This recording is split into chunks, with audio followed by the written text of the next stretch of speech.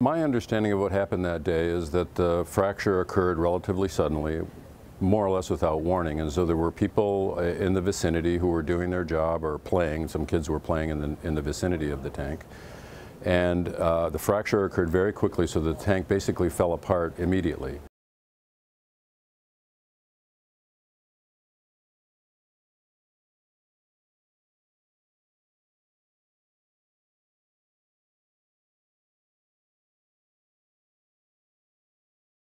Now you have a large wave of liquid, in this case molasses, which even though it's relatively heavy, is still moving very quickly.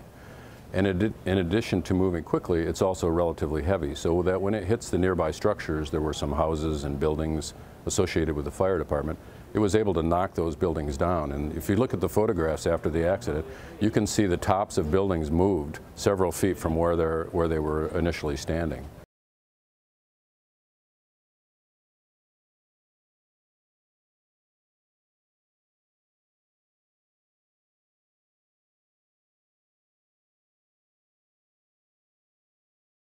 So then the molasses was engulfing people and they couldn't extract themselves from it.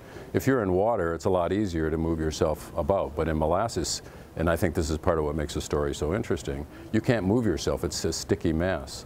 And so this trapped people, and then they got molasses inside their bodies and were not able to breathe, and that's the way they perished.